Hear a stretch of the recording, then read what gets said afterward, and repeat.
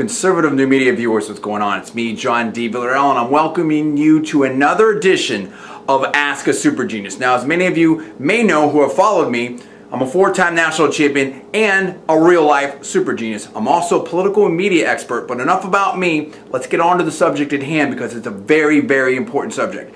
And that is what to do about the Syria situation. Now, President Obama just today has given many interviews to different news networks. And I was able to catch the one on Fox News. I was also able to catch a little bit on CNN. And this discussion and debate, Secretary Kerry, the Secretary of State for the United States, has been out there discussing this. Also, former Secretary of State Hillary Clinton and former Senator Hillary Clinton was discussing this, and a lot of people have been discussing this back and forth. We've seen, Russian President Vladimir Putin out there discussing things. We've also seen, what happened with the discussion in Parliament in England with Prime Minister David Cameron, basically getting, the voted against, basically, in terms of the House of Commons there voted down the proposition to support the U.S. And in a potential military strike and all that, if I'm remembering correctly. And let me just say this. This is all my personal opinion only, not alleging any facts, not casting any aspersions, all for entertainment purpose only. Please check the disclaimers. And just, I'm basically doing this, running off the top of my head because I wanted to do this earlier, but I've been really busy with a lot of different stuff. And, without getting into all that, long story short, if I didn't do it this way, it wouldn't get done. So let's get right into this. Bottom line is there's been a lot of discussion. And I've looked at all these different things and I've thought about it. And the thing of it is that, let's go step by step. That's what we want to do right now. Let's go step by step. I am really not in favor of doing a U.S. strike in Syria right now, and I'm going to tell you why. At the same time, I am definitely amenable and understanding of what President Obama is saying in regards to, having the international community and the U.S. stand against the use of chemical weapons. There's no doubt about that. But then the question becomes, what do you do about it? But again, let's start from the top here and let's go from there. Number one, question. Were chemical weapons used, and who used them if they were used? Now, I haven't seen any intelligence or anything like that. Obviously, I'm not a member of Congress. I'm not a member of the administration. I'm just someone in the public, just like most of the people I would assume watching this video. Were chemical weapons used? Let's assume that they were, and based upon some stuff in the news reports and the stuff coming, taking President Obama and the administration on their word, which there's no reason not to. Let's assume that they were. Fine. Question two, then, subset of this overall question becomes, who used them? Now, here's where it becomes, in my personal opinion, maybe a little bit more murky. Okay, now the administration has been out there where they the White House Chief of Staff McDonough was making the Sunday shows. Again, Secretary Kerry, President Obama, a lot of discussion about this type of stuff. But, the argument is being made that, in my personal opinion, if I remember it right, that A, chemical weapons were used, and B, that Assad used them, or his forces, or his orders, or whatever, that somehow it's connected to, Syrian, President Bashar Assad. Now, I believe, if I read it correctly, there was a German newspaper that had some kind of reporting. I think I saw it on CNN. I'll try to put information in the video description below. But there's going to be so much going on with this. I'll do my best. Okay, so I'm short on time. But anyway, the gist of it was that maybe, if I'm remembering correctly, again, I might get this wrong, in my opinion, that maybe that Assad didn't order the chemical weapons used, that rather this could have been a rogue element, possibly his brother or something like that. So, I'm not saying that that's what happened. I'm not saying I believe that. I'm saying that if I remember right, if I saw a report, that possibility is out there. So does that add a question mark? Okay, that's number one. Number two, if I heard it right, White House Chief of Staff McDonough, when he was talking to Candy Crowley on CNN, said something to the effect that if I'm perceiving this correctly, again, in my opinion, that maybe that something like, I'm struggling how to characterize this because I want to try to be as accurate as I can, but I'm having a hard time remembering everything. But basically, my interpretation and my opinion of what it was is that, hey, you know what? This isn't a total, absolute, rock solid, slam dunk court of law or something like that. Okay, so maybe the viewers out there watching this video can help us with what that exact quote was or anything like that. So now, if that's right, that's coming from the White House Chief of Staff. And let's remember, okay, about what was said about the whole Libyan situation when that whole our embassy was attacked in Benghazi, and there were people talking about blaming a YouTube video, spontaneous uprising and stuff like that. Okay, and then hey, you know what? We can go back to Iraq and the whole WMD and everything like that, and the questions that were raised there. The point being is that I'm not comfortable that our intelligence is slam dunk 100% rock solid. And in fact, I'll give it a hat tip to Ed Schultz and the Ed Show. I was watching a little bit of that, and I agree with him in this respect. Well, I'm not quite going to go that far. I think he had something up there with 100%, whatever like that. I'm not saying it needs to be 100%, but I'm saying for me personally, I'm nowhere near where I need to be to feel comfortable that, this is really solid, that it's, that the chemical weapons were used under Assad's command. How about that? Okay? And in fact, I just saw Howard Fineman on Hardball saying that he spoke with, if I remember correctly, from the Huffington Post, that based upon his reporting, in my opinion, my paraphrase of it, that he spoke with Democratic senators, okay, who apparently went to the classified briefings or something like that, and they weren't really feeling, rock solid, 100% about it. So I think when you add all those things up, I think it's understandable why some people might want to say, whoa, slow down here. Let's get some more information about this. I'm not saying what did or didn't happen. I don't know. And again, I haven't seen the intelligence brief. And listen, Democrat, Republican, whatever, I think that particularly when it comes to a situation of national security, let alone, or military action, all that type of stuff, let alone chemical weapons, you want to believe in your president. You want to support your president, everything like that. At the same time, I think that it's, I go back to, I believe it's one of the best books, on the American Republic, constitutional government, all that type of stuff. Democracy in America, Alexis de Tocqueville, okay, that it's very vital, it's critical to have an engaged and informed citizenry. And I think having this conversation makes us better, not worse. I think it enhances our credibility, doesn't diminish our credibility. And so I think that these questions are very key. Here we're in a situation where we have massive deficits, massive debt. Now I'm sort of getting a field here. I want to keep all my sort of, mental framework, checklist outline, if you will. But I have to make this aside.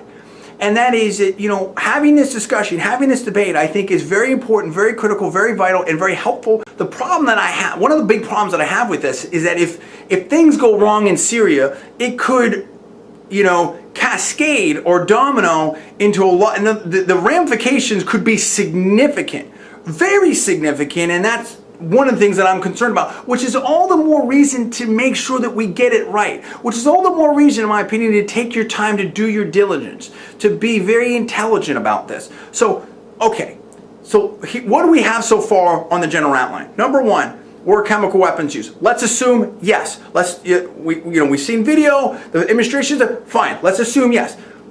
question 2, who are they used by? In my personal opinion, not totally clear. Okay, now maybe President Obama will make it clear. Maybe other evidence will come back out later to make it clear. Maybe the other people know stuff that obviously I don't know to make it clear. But to me, right now, sitting here, there seems to be some question marks about that. That concerns me. But let's assume, for the sake of argument, for the sake of this video right now, that A, yes, chemical weapons are used, and B, that Assad ordered them used. Now the big question comes up. Number 3 is, what should we do about it? Okay, and what should the world do about it? And so, I could go on and on and on and on, for a long time about this, but let's try to make this as tight and condensed as possible.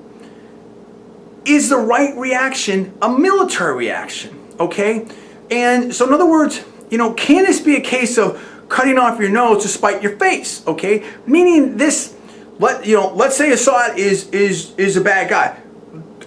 I'm totally with that, okay? I don't agree with Assad or what he's done or all that type of stuff, and the possible connections with Iran, whatever, and all that. Fine. Let's say he's let's just say that that we're not in favor of the whole Assad thing. Okay, cool. But what's the alternative?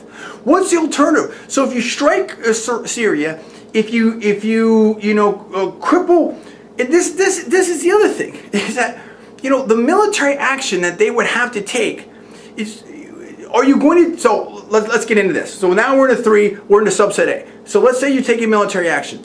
You're taking military action. Is the goal of military action to disable his chemical weaponry? Is the goal of military action to apply a cost and retribution, if you will, a deterrent to him using chemical weapons again? Is the goal of military action to weaken him and strengthen the rebels and or regime change? Now, there's problems with all these type of stuff. Okay, so let's say you take subset A there. You want to take out his chemical weapon ability. Are you able to do that now? What if he's moved them? What if they're underground bunkers? How many strikes are you going to have to do? How many missiles are you going to have to fire out there? Well, again, if they're on underground bunkers, do you need to use the Air Force now with quote-unquote bunker buster bombs? What is the cost of that? What is the implication of that? What about collateral damage? And how long is that going to take? And what about the other ramifications? And you had Assad on TV today with Charlie Rose talking about, hey, if the U.S. does something, then maybe, there might be some ramifications and stuff like that. So how much farther does this sort of go from there, right? Number 2, if the idea is that this is some kind of retaliation or deterrent, stuff like that. I mean, we have Secretary Kerry out there talking about an unbelievably small strike. So, okay, if you have a very, very small limited strike, and Assad knows it's coming, and maybe you can move some of the chemical weapons, how is that a deterrent? That's a tough one, okay? I don't think it's a deterrent, in my personal opinion. Oh, I have questions about that. Okay, so then if you're trying to weaken Assad and maybe strengthen the rebel, or you're talking about regime change now into C and D, then, wow, that's a real tough one right there. Here's the thing. Let's look at the rebels. Who are they? Okay, we have group. I believe we have some Al-Qaeda may be in the mix in there. We've got other different perhaps extremist groups in there. Supposedly there's some moderates, and we're vetting moderates. But how do we know what's going on there? And again, I mean, we haven't done the greatest job here in the Middle East, for a while now, in my personal opinion. Obviously a very vital, important region, and we like to see, in my personal opinion, I want to see everybody be free and happy and get along and peaceful and all that type of stuff. But so, we just had the rebels attack a Christian village. So, I mean, in other words, look at what happened. Again, let's go back to Libya. Okay, Gaddafi, bad guy, he's gone. Now look at that country now. Look at the situation with Egypt.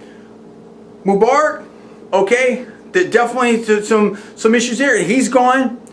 But what was he replaced with? And how has that worked out for the Egyptian people? In my personal opinion, from what I understand, there's still turmoil over there. There's still factions fighting. You know, what has happened to the Coptic Christians over there and stuff like that? I mean, do we have, you know, is everything totally cool over there now? Is it better? Is it worse? I think these are some questions that people may be asking. Now, maybe, you know, as I believe President Obama said, or maybe I'm getting this wrong, that, you know, our democracy, you know, there's a lot of, something, I'm going to get this terribly wrong, but there's something to the effect of, like, you know, it's a messy process, there's fits and starts, and again, it's my personal opinion, paraphrasing, I might be getting it wrong, to a democracy, and I accept that, and I take that. So maybe, you know, Egypt works out great in the end. Maybe Libya works out great in the end. But I think those are, in my personal opinion, definitely very open questions, and they could end up worse, okay? Because we're seeing,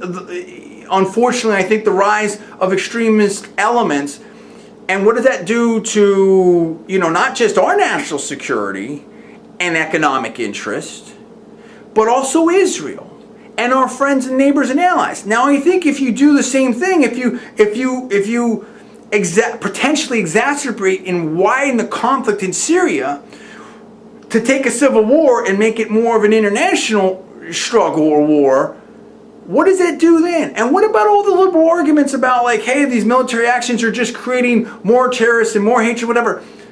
Could those same arguments not potentially apply here?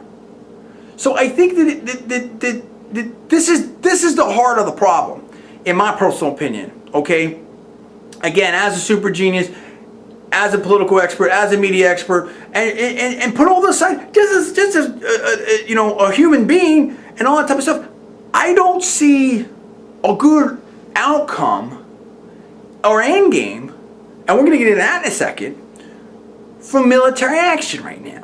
Okay, I see some definitely question marks going in, and then I see, you know, a very uncertain, if not nearly, well, let's say very difficult pathway to success for military action right now. Now, I could be totally wrong in that, but that's just what I'm seeing right now. And but let's say that for whatever reason, you say, you know.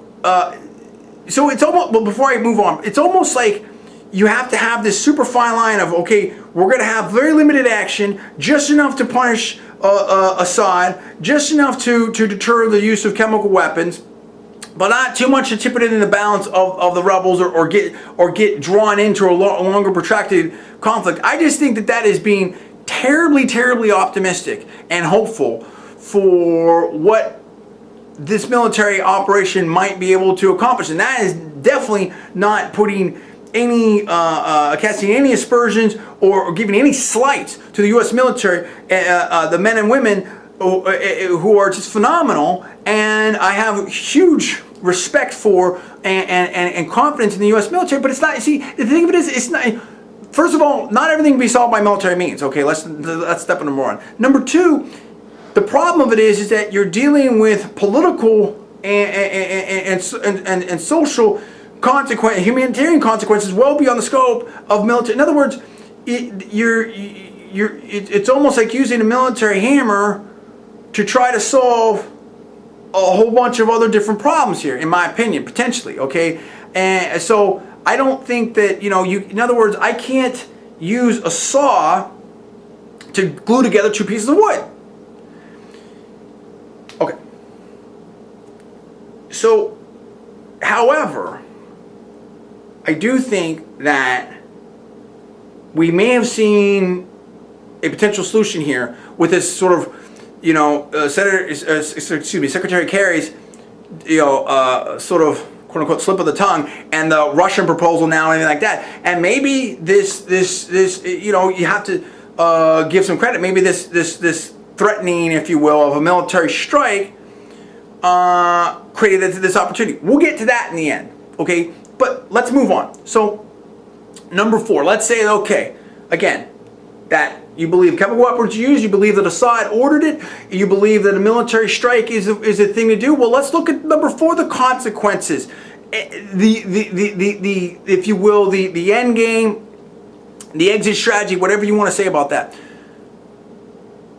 How does that work? So you strike there, you take out, some chemical weapons, something like that. What happens if Assad uses them again?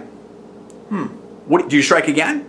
What happens if then some terrorists, coming up here, want to somehow do something to American interests or embassies, something like that, or around the globe? What happens if they attack Israel? What happens if Iran gets more deeply involved? What happens if other countries get involved? What happens if there's collateral damage? There's so many different things. In other words, what's the next step? As some people have said, what does the second, third, fourth, fifth day look like? The second week, the fourth week, the fifth week, all that type of stuff. Where does it go from here?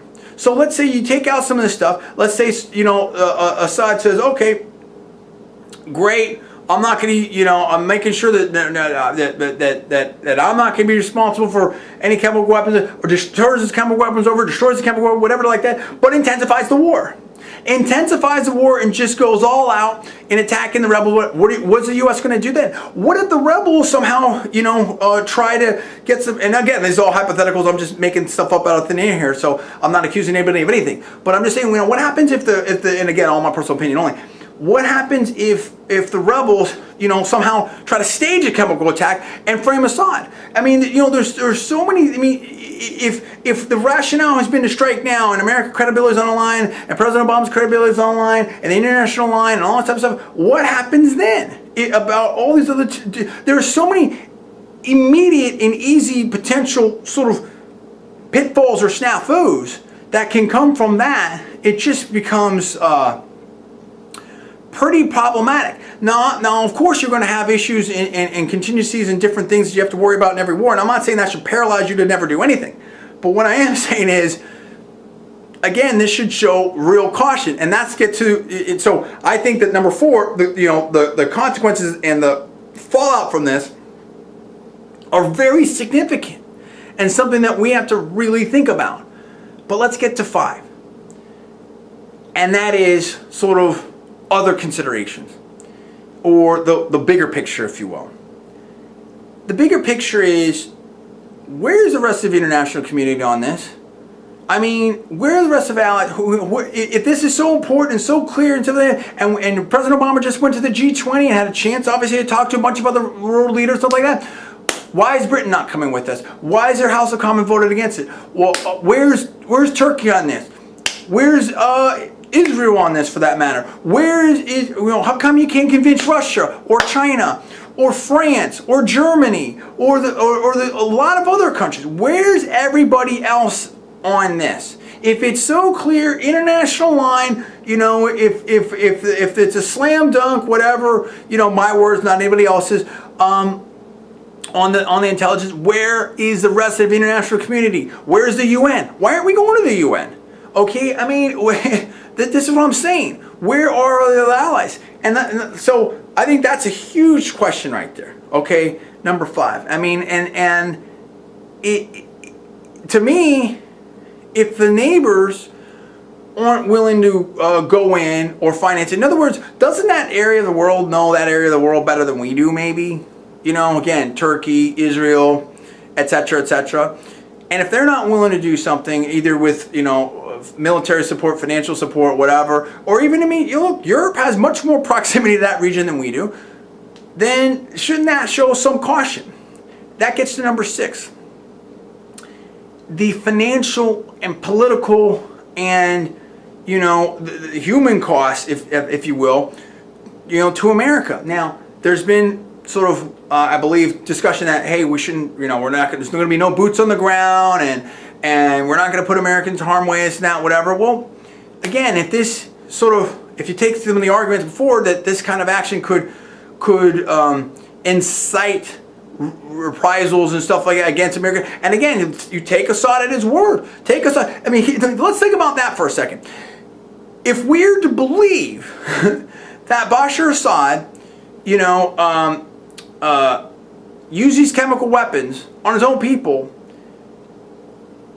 don't you think that we should take him at his word that if I'm, again, my personal opinion, interpretation of what he said, and stuff like that, that if the U.S. strikes Syria and strikes his interest, that maybe he might do something about that somehow, some way, through some other means. Doesn't mean that he's going to just roll his tanks over to Israel, whatever. But again, you've got Al-Qaeda in that region, you've got Hezbollah, Hamas, you've got obviously, the connection with Iran. And there's all kinds of different ways to get things done and try to strike at U.S. interest, in my personal opinion. Okay, and it doesn't have to be a direct thing. Maybe his quote unquote fingerprints wouldn't be on it, but there'd be funding or help or whatever it might be. You know what I mean? That's what I'm saying. Like, the point is why make more enemies? I mean, this doesn't. Listen, I get the humanitarian situation. I get the red line and everything like that. I get the principle with chemical weapons, everything like that. But at the same time, like, if you want to use those arguments, and I don't want to sort of steal the thunder from a further segment. You can use those arguments in many other areas. That doesn't mean that this isn't the place to go. That means that we shouldn't do anything anywhere. But it is to say that again, the more you think about this, in my opinion, the more problematic it really is. Okay, that's the problem. All right. So the thing of it is like, okay, the cost to America. How many millions of dollars per cruise missile? How many billions of dollars are we going to spend, having the sea power there, the air power there, all this type of stuff? How much of President Obama's political capital does he want to spend on this? How much? I mean, again, how much, money, time of America? What about the time of Congress? Don't we have other things we need to deal with? Don't we have an economy that still needs fixed? Don't we have to worry about, the whole healthcare law change coming up and all kinds of other things? And what about, there's just so many different things and so many different. I mean, listen, we have huge debts and deficits here in America. We have other things we have to worry about, stuff like that. I don't think we need another military conflict. And again, if this is going to be a situation where it's, hey, JDV, it's going to be very, very, very limited, and again, then that goes back to some of the earlier points of what is it going to do. So it's just it's a very difficult thing. But then let's move on. Okay, to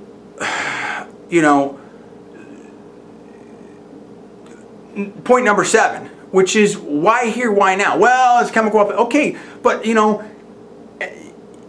it's kind of like what some other folks said. If you're upset now because 1,400 people have been killed or hurt or whatever, or somewhere around that number with chemical weapons, what about the other 100,000 that were killed before? That's okay. It's okay if you're killed by an AK-47, but it's not okay if you're killed by sarin gas or something like that. And again, if it's just about people getting killed, what about Rwanda? Why didn't we do anything in Rwanda? And if you're going to talk about, well, hey, JDV, this is about weapons of mass destruction. Cool.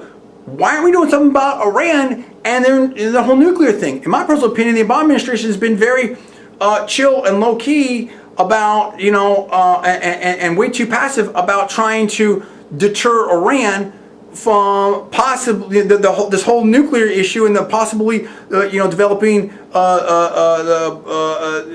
nuclear weapons, stuff like that, perhaps, in my personal opinion. And isn't Iran more of a potential dangerous enemy than Syria? Aren't nuclear weapons potentially more harmful to the world and to the United States than whatever chemical weapon capability that Assad has? And again, that doesn't mean that you don't do anything here, but it just means that, like, this whole idea that we need to just, rush to strike, Syria and the red line and this and that, and it's super important and all this type of stuff. This, in my personal opinion, this hyperbole and this rush with so many sort of questions abound and so many, potentially bad consequences that can come from, and the cost and the lack of allies. And the other examples of other issues that we should also focus on, and then in the debts and deficits here, I just think it adds up. When you put it all together, it's a mess. It's a mess, and I don't think that we should do anything right now. That's the bottom line on it. I'm saying no strike in Syria right now, no war in Syria right now. No, that the U.S. shouldn't be doing that. Now, all of that being said, I do think that this, whatever you want to call it, the Secretary Kerry slip of the tongue, the Russian proposal, whatever you want to say there, I think it creates a real opportunity. An opportunity here to perhaps, maybe, have the best way out of this. Meaning that, listen, if this is about, exacting the cost and deterring, chemical weapons usage and all that type of stuff, and just to stop Assad and send a message to other people, shouldn't use chemical weapons, whatever that pack of rationale might be.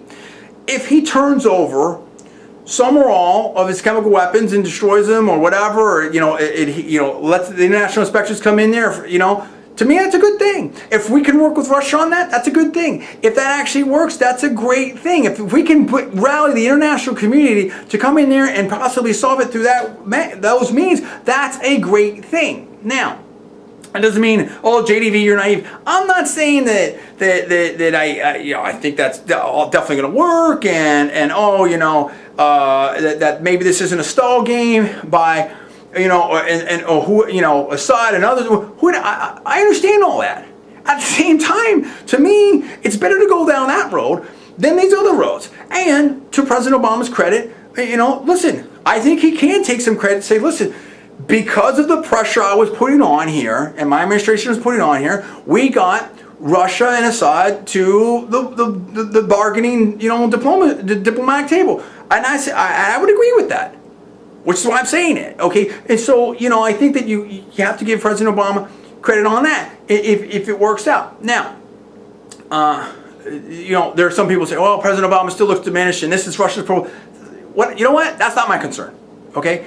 So I think that could work. And let's say that it doesn't work, or this and that, or they're playing games. Hey, guess what? If you're able to rally the international community, get everybody to sign on board, you know what? You can still. There's still other options. There's no those other options aren't off the table. Everything like that. I just think it's the best way out, in my opinion, at this time. It's definitely worth an examination. It's definitely worth a try. Again, I'm not saying, oh, I think it's going to work and that. I'm not saying that. But I'm saying that, you know what? I don't see where it's in America's best interest to do a military strike at this time. I just don't. And again, in fact, I think that if you believe that Assad used chemical weapons before, regardless of whatever happens now with this inspection thing, whatever like that, I would argue that he might be less likely to use them in the future because of the scrutiny now it's on. In other words, if Assad did use chemical weapons before, ordered them, then wouldn't he be less likely now that the scrutiny's on and these inspectors are in there and everything like that? So, I'm not.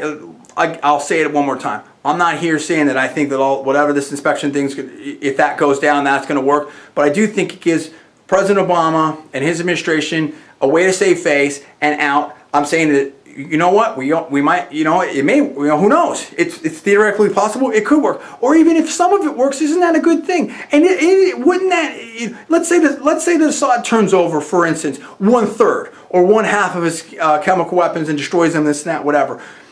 Wouldn't that, couldn't you make the argument that might in actuality accomplish more than whatever the military strike would have been at what guess what, no cost to the United States, or much less cost.